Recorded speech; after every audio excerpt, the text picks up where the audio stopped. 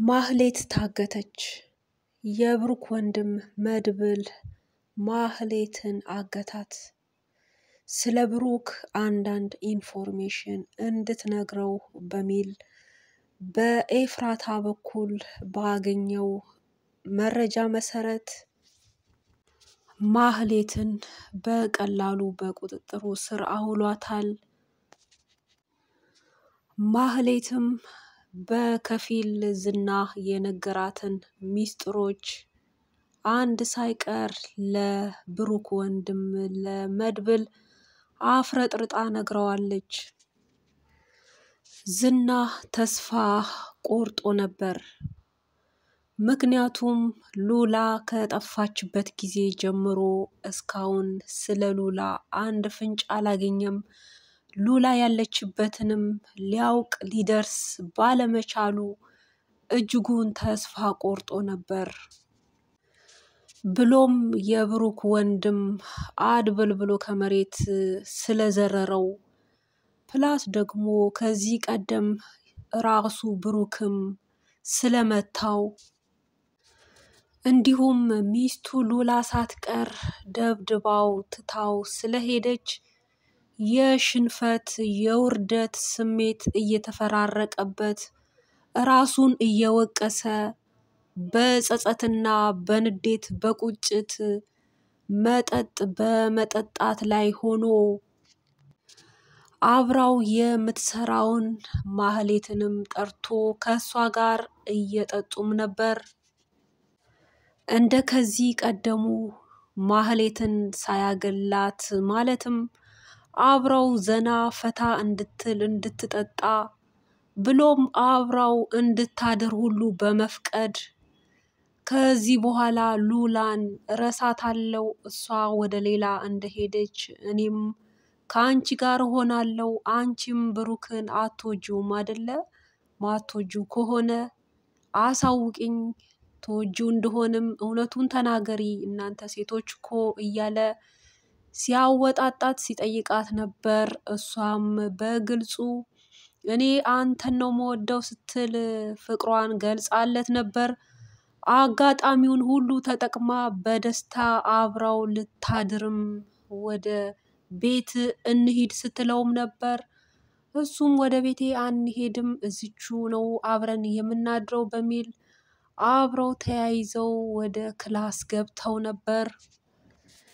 ይህንን አጋጣሚና እድል ማህሌት ትፈልገው ትመኘው የነበረ ስለሆነ አይኗን ሳታሽ ከዝና ጋር ለማደር በደስታ አቅንታ ነበር። እናም በዛኑ ቅስፈት ስታስብ የነበረው በዛኑ ምሽት አብራው በመተኛት መፀነስ እንዳለባት በማሰብና በመመኘት በዛኑ ቅስፈት የት ነሽ ጠፋሽ ስትል አስባ ለደወለችላት ለኤፍራታ ስትነግራትም ነበር። ኤፍራታም አጋጣሚውን ሁሉ ተጠቀሚ፣ ነገር ግን በቅድሚያ ማድረግ ያለብሽ ወሳኝ ነገር ስትል አበክራ የነገረቻት ነገር ነበር። ያንንም እንግዲህ ኤፍራታ ለማህሌት መንገሯ ለራሷም ወሳኝ የሆነ መረጃ ስለሆነም ለራሷም የሚጠቅም ስለሆነ ከብሩክ ወንድም ጋር ለተዋዋለችው ጉዳይ የሚረዳትም ስለሆነ ያው ማህሌትን ከዝና ላይ ስልኩን ወስደሽ በስልኩ ላይ ያለውን እያንዳንዱን መረጃ ውሰጂ፣ ከዛ በኋላ የሚሆነውን እኔ እነግርሻለሁ ስትላት ነበር። ማህሌትም እንግዲህ ሳታቅማማ የምትላትን ለማድረግ ሙከራ እያደረገች ነበር። ነገር ግን አልተሳካላትም። ምክንያቱም ስልኩ ፓተርን ስላለው ያንንም ስላላወቀች መክፈት ስላልቻለች በዛ ሁኔታ ውስጥ እያለች እንግዲህ በዝና አሻራ ለመክፈት እየሞከረች ባለው ሂደት ዝና ሲጀመር አተኛኘቱ ራሱ እንደ ፊጋ ነው። እንደ ፊጋ ከብት እየተፈራገጠ እየተወራጨ ልክ እንደ ቦክሰኛ አይነት ሁኔታ ነው። በእንቅልፉ ሁሉ ማያርፍ ሰው ነው እና አልተመቻትም ነበር። በዛም ሁኔታ ውስጥ እንደምንም ብላ ልትከፍተው ስልኩን ስትል ዝና ነቅቶ ተመልክቷት ነበር። ምን እያደረገች እንደሆነ ተመልክቷት እሷም እሱ ስለነቃና ስላያት እጅጉን ተደናግጣ ነበር። ሞገስና ሉላ እንደ ልባቸው ወጥተው መንቀሳቀስ፣ መውጣት፣ መግባት በነፃነት ባይችሉም ነገር ግን ባሉበት በሰላም በደስታ ጥሩ ሁኔታ እያሳለፉ ነበር። ሉላ አንዳንድ ነገር ሲያምራት የምትፈልገው ነገር ሲኖር ወጥታ መገብየት መንቀሳቀስ ብትፈልግም ነገር ግን የዝና ነገር ስለማይታመን ባሉበት ደርሶ ሊይዛቸው ስለሚችል በተለይ ደግሞ እኔን ሊገለኝ ሊያጠፋኝ ይችላል አይታገሰኝም ስትል ስለሰጋች የምትፈልገውን ነገር ሞገስ እንዲያመጣላት ትነግረው ነበር።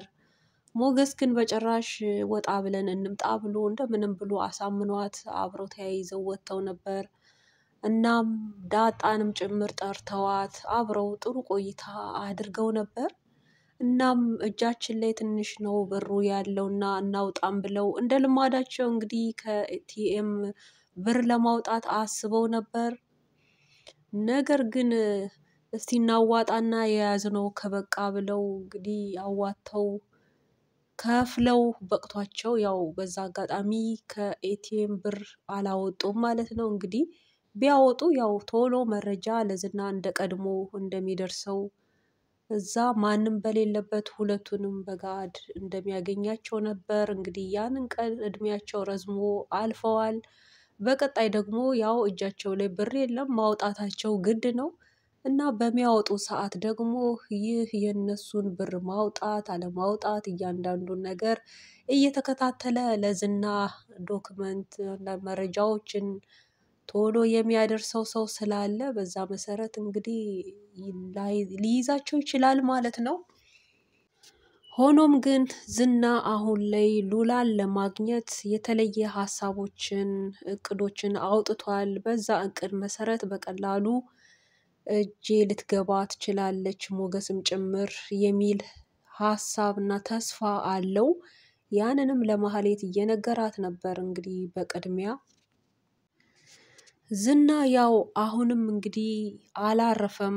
ያው ተስፋ በመቁረጥ ውስጥም ሆኖ እነሱን ካልተበቀለ በስተቀር ልቡ አርፎ አይቀመጥምና ምንም እንቅልፍም እረፍትም ሊያገኝ አይችልምና የግድ እነሱን ማጥፋት አለብኝ። እነሱን ብቻ አይደለም ብሩክንም የብሩክንም ወንድም ቢሆን እያንዳንዱን ዋጋውን እንደ ስራው እሰጣለሁ አልለቃቸውም እያለ ለብቻው እየዛተ እየፎከረ ነበር። ምክንያቱም ሁል ጊዜ አሸንፎ ነው የሚገባው፣ ተሸንፎ ገብቶ አያውቅም። ሁል ጊዜ እሱ ሰውን ይመታል እንጂ አይመታም። ሁል ጊዜ በየትም ቦታ በየትኛውም አጋጣሚ ራሱን በቃ ጉልበተኛና የበላይ አድርጎ የሚያይ ሰው ስለሆነ አሁን ግን ከሱ የበላይ ተገኝቶ እሱን ድባቅ የሚመታ ሰው ተገኝቶ እንግዲህ ምንም አቅም እንደሌለው ራሱን እስኪቆጥር ድረስ ስለሆነ በዚህ የተነሳ እንግዲህ ራሱን እየወቀሰ ነው። አስተዳደጌ እንዲህ አይደለም፣ አባቴ እንዲህ አላሳደገኝም፣ አባቴ ይህ ሁሉ በእኔ ላይ መድረሱን ቢያውቅ ራሱ ይገድለኛል፣ ስለሆነም አልተዋቸውም እያለ እንግዲህ እየፎከረ ነው። ድሮም ፉከራ ከሱ ርቆ አያውቅም። ፉከራ እና ሽለላ ቀረርቶ በሱ ዘንድ ጨቅ ናቸው። አሁንም እንግዲህ ይበልጡን ያው በመዛት ነው። በአንድ በኩል ደግሞ ተስፋ የመቁረጥም ነገር እየታየበት ነው። እንግዲህ እንደዛቻው ተሳክቶ እነ ብሩክን የብሩክ ወንድምን በዋናነት ግን በቅድሚያ የሱ እረፍቱን የነሱት ሰላሙን የነሱት ያው ሉላና ሞገስ ናቸው። እነሱን አግኝቶ ይበቀላቸው ይሆን? ይሳካለት ይሆን? ወይስ በአቋራጭ ያው የብሩክ ወንድም ስለሱ በደንብ ኢንፎርሜሽኖችን እያገኘ ነው፣ እየደረሰበት ነው። እናም እየሰራ ያለውም ወንጀል መሆኑን እንግዲህ ሞገስም ደርሶበታል በሉላ የተነሳ ማለት ነው። ሉላ አንዳንድ ፍንጮችን ነግረዋለች። በዛም በዚህም እንግዲህ ዝና ራሱ አዘቅት ውስጥ እየወረደ ነው። ምክንያቱም ስራው ቀላል የሚባል ወንጀል እንዳይደለ ነው እና ብሩክንም የት እንዳለ ያውቃል። የሱ እጅም አለበት በብሩክ ሁኔታ ውስጥ ማለት ነው። ስለሆነም ይህ የብሩክ ወንድም መድብል እንግዲህ ነገሮችን ከስሩ መንጥሮ እያወጣ ነው። አሁንም ጀማምሯል። እንግዲህ በቀጣይ ምን ይፈጠር ይሆን የሚለውን በዝርዝር የምናይ ነው የሚሆነው። በዚህ ክፍል የተመለከትነው ይህንን ይመስል ነበር። ስለተከታተላችሁ ከልብ እናመሰግናለን። ለዚህ ቻናል አዲስ ከሆናችሁ ሰብስክራይብ በማድረግ ቤተሰብ እንድትሆኑን፣ ቪዲዮን ላይክ በማድረግ ሀሳብ አስተያየታችሁን በኮሜንት በማስቀመጥ ሼር በማድረግ እንድታበረታቱን ስል በትህትና ጠይቃለሁ። በያለንበት ቸር እንቆይ። ሰላም ሁኑልን።